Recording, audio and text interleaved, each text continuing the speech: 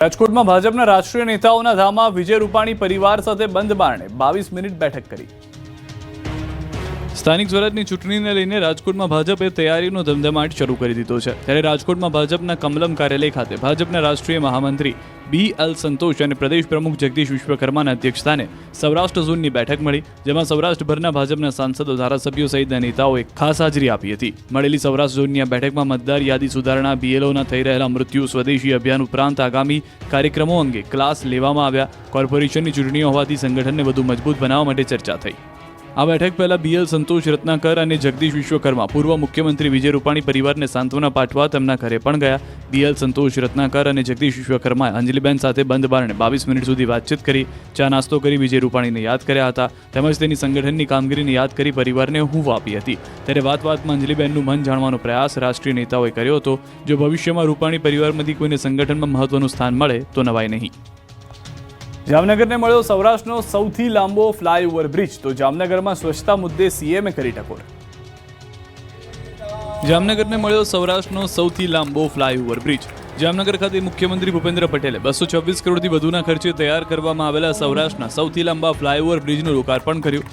આ ફ્લાયઓવરના કારણે જામનગરના નાગરિકોને દ્વારકા, રિલાયન્સ, ન્યારા, GSFC તેમજ રાજકોટ રોડ તરફ સરળતાથી વાહન વ્યવહારની સુવિધા મળશે તથા ટ્રાફિક જામ અને અકસ્માત જેવા બનાવોમાંથી મોટી રાહત મળશે। સુભાષ બ્રિજથી 7 રસ્તા સર્કલ સુધીનો નવો રૂટ મળવાથી નાગનાથ જંકશન, ગ્રેન માર્કેટ, બેડીગેટ જેવા વિસ્તારોમાં ટ્રાફિકની સમસ્યાનું નિવારણ આવશે।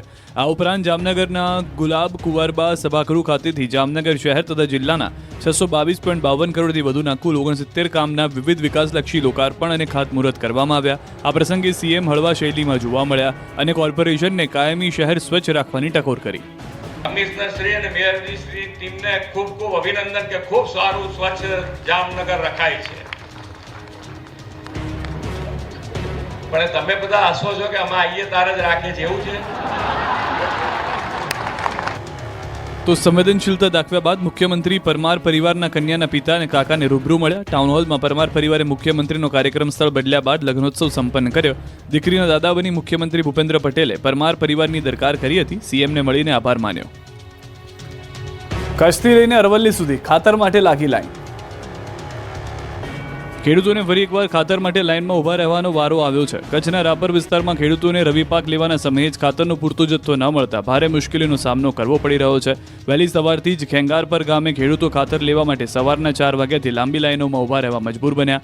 અગાઉ તંત્ર દ્વારા આ વિસ્તારમાં ખાતરનો પૂરતો જથ્થો હોવાનો દાવો કરવામાં આવ્યો હતો, પરંતુ વર્તમાન પરિસ્થિતિ જોતા તંત્રના દાવા પોકળ સાબિત થયા છે। લોકો વહેલી સવારથી જ લાઇનમાં ઊભા રહેવા છતાં ખેડૂતોને જરૂરિયાત મુજબનો જથ્થો મળતો નથી। કચ્છ જેવા દ્રશ્યો સામે આવ્યા ભિલોડાથી। ભિલોડામાં યુરિયા ખાતર માટે લાંબી લાઈન લાગી।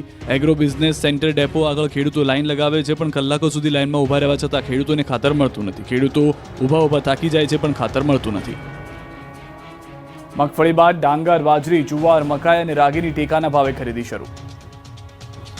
રાજ્યમાં મગફળી, સોયાબીન ટેકાના ભાવે ખરીદી બાદ ડાંગર, બાજરી, જુવાર, મકાઈ, રાગીની ટેકાના ભાવે ખરીદી શરૂ થઈ। ડાંગર માટે રાજ્યભરમાં 113 ખરીદ કેન્દ્ર પર ખરીદી શરૂ કરવામાં આવી। બાજરી માટે 150, જુવાર માટે 50, મકાઈ માટે 82 અને રાગી માટે 19 કેન્દ્ર પર ખરીદી શરૂ થઈ। 31 જાન્યુઆરી 2026 સુધી ટેકાના ભાવે ખરીદી થશે। પહેલા જ દિવસે ખેડૂતો મોટી સંખ્યામાં પોતાનો માલ લઈને પહોંચ્યા હતા। પ્રતિ હેક્ટર 1500 કિલો ડાંગરની ખરીદી થઈ રહી છે। બાજરી હેક્ટર દીઠ 1848 કિલોગ્રામ અને જુવાર પ્રતિ હેક્ટર 1539 કિલોગ્રામ ખરીદ છે। મકાઈ હેક્ટર દીઠ 1864 કિલો અને રાગી હેક્ટર દીઠ 903 કિલોગ્રામ ખરીદ છે। ડાંગરની ક્વિન્ટલ દીઠ 2369 અને 2389, બાજરી 3075, જુવારના 3999, મકાઈના 2400 અને રાગી 5186 ભાવે ખરીદી થઈ રહી છે। બીજી તરફ ગીર સોમનાથના વેરાવળમાં ટેકાના ભાવે મગફળી વેચવા માટે લાઈન લાગી। કાજલી માર્કેટિંગ યાર્ડ બહાર ટ્રેક્ટરોની લાંબી કતાર જોવા મળી। કડકડતી ઠંડીમાં ખેડૂતો યાર્ડ ખાતે મગફળી લઈને પહોંચી ગયા હતા। દરરોજ 100થી વધારે ખેડૂતો ટેકાના ભાવે મગફળી વેચવા બોલાવવામાં આવી રહ્યા છે। અમદાવાદમાં ચંડોળા તળાવ બાદ ઈસનપુરમાં મેગા ડિમોલિશન કરાયું। 925 ગેરકાયદે મકાનો હટાવાશે। અમદાવાદના ચંડોળા તળાવ બાદ પૂર્વ વિસ્તારમાં ઈસનપુરમાં મેગા ડિમોલિશન હાથ ધરાયું। વહેલી સવારે જ 500થી વધુ પોલીસ કાફલા સાથે બુલડોઝર લઈને ટીમ પહોંચી ગઈ। મહાદબાણ હટાવવાનું અભિયાન શરૂ કરાયું હતું। ઈસનપુર તળાવમાં છેલ્લા અનેક વર્ષોથી દબાણો કરવામાં આવ્યા હતા. ચંડોળા તળાવની જેમ જ ઈસનપુર તળાવમાં 1000થી વધારે લોકો રહે છે. તમામ દબાણોને દૂર કરવા માટેની કાર્યવાહી વહેલી સવારે શરૂ કરાઈ. 20 જેસીબી મશીન, 500 મ્યુનિસિપલ કોર્પોરેશનના કર્મચારીઓ, મજૂરો ચુસ્ત પોલીસ બંદોબસ્ત વચ્ચે ડિમોલિશનની કાર્યવાહી કરવા પહોંચ્યા. 925 રહેણાંક બાંધકામ તોડવામાં આવશે. મ્યુનિસિપલ કોર્પોરેશને ચોમાસા પહેલા રહેણાંક મકાનોની નોટિસ પાઠવી હતી, પરંતુ દિવાળીના કારણે ડિમોલિશન કરાયું નહોતું. હવે 4 ભાગમાં ડિમોલિશનની કામગીરી ચાલુ કરી. તળાવના ચારે તરફથી જેસીબી મશીન અને હિટાચી મશીનની મદદથી દબાણો તોડવાની કાર્યવાહી કરવામાં આવી. આ મેગા ડિમોલિશન સમયે 500થી વધારે પોલીસનો કાફલો ખડકી દેવામાં આવ્યો છે. અલગ અલગ 4 ટીમ બનાવી 900 જેટલા કાચા પાકા ગેરકાયદેસર મકાનોને તોડવાની કામગીરી હાથ ધરવામાં આવી રહી છે. વડોદરામાં લુખ્ખાઓ બેફામ બન્યા, 3થી વધુ સ્થળે થઈ મારામારી. વડોદરામાં દિવસે ને દિવસે લુખ્ખાઓ બેફામ બની ગયા છે. ત્યારે પાદરાના ગોવિંદપુરા પોલીસે ચોકી પાસે કેટલાક લોકોએ ટ્રક ડ્રાઈવરને માર માર્યો. જાહેર રોડ પર ટ્રક ચાલકને રોકીને કારમાં સવાર લોકોએ ટ્રક ચાલકને ઢીબી નાખ્યો. મહિલા સહિત લોકોએ ટ્રક ડ્રાઈવરને માર માર્યો, જેથી રોડ પર ટ્રાફિક જામ થઈ ગયો. જાહેરમાં મારામારીનું હાઈ વોલ્ટેજ ડ્રામા થતા લોકો ચોંકી ગયા. આ તરફ ભૂમાન ક્રિકેટ મેદાન જંગમાં બદલાઈ ગયું છે. નિઝામપુરામાં કાઉન્સિલર રૂપલ મહેતા આયોજિત વિમેન્સ ક્રિકેટ ટીમમાં મારામારી થઈ. હારવા આવેલી ટીમનો હુરિયો બોલાવતા મહિલા ખેલાડીઓ બાખડ્યા. જીતી રહેલી ટીમના સમર્થકોએ ચિચિયારીઓ પાડતા હારેલી ટીમ ગુસ્સે ભરાઈ. વાળ ખેંચી મહિલાઓ એકબીજાને નીચે પટકી. મામલો શાંત પાડવા પોલીસે દોડીને આવવું પડ્યું હતું. આ તરફ વડોદરાના નવાયાર્ડ વિસ્તારમાં મારામારી થઈ. એક દિવસ પહેલા થયેલી બબાલની અદાવતમાં મારામારી થઈ. ઇજાગ્રસ્તોને સારવાર માટે હોસ્પિટલ ખસેડાયા. સુરતમાં તસ્કરો બાકોરું પાડીને જ્વેલર્સની દુકાનમાં ત્રાટક્યા. સુરતના પૂણા પોલીસ સ્ટેશનની હદમાં આવેલા પર્વત પાટિયા વિસ્તારમાં મોડી રાત્રે એક ચોંકાવનારી ચોરીની ઘટના સામે આવી છે. જેમાં 2 જેટલી દુકાનોની દિવાલોમાં બાકેરું પાડીને ભાવના જ્વેલર્સમાંથી સોના ચાંદીના ઘરેણાની મોટી ચોરી કરવામાં આવી છે. ચોરે ખૂબ જ આયોજનબદ્ધ રીતે આ ઘટનાને અંજામ આપ્યો. જ્વેલર્સની દુકાનમાં સીધો પ્રવેશ કરવાને બદલે તેઓએ બાજુની દુકાનનો સહારો લીધો. ચોરોએ સૌપ્રથમ કપડાની દુકાનમાં પ્રવેશ કર્યો. કપડાની દુકાનની દિવાલમાં બાકોરું પાડ્યું અને બાજુમાં આવેલી ફૂટવેરની દુકાનમાં પ્રવેશ કર્યો.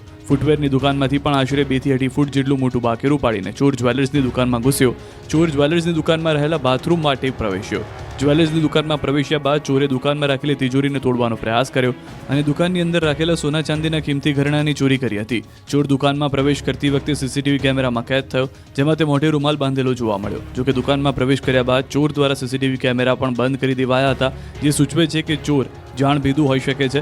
ચોરીની આ સમગ્ર ઘટનામાં જ્વેલર્સની બાજુમાં આવેલ શૂઝ અને જેન્ટ્સ વેરના દુકાનદારો શંકાના દાયરામાં છે. વહેલી સવારે જ્યારે વેપારીને ચોરીની જાણ થઈ ત્યારે તાત્કાલિક પૂણા પોલીસને જાણ કરવામાં આવી હતી. પોલીસે ઘટના સ્થળે પહોંચીને તપાસ હાથ ધરી હતી. હાલમાં સીસીટીવી ફૂટેજના આધારે ચોરને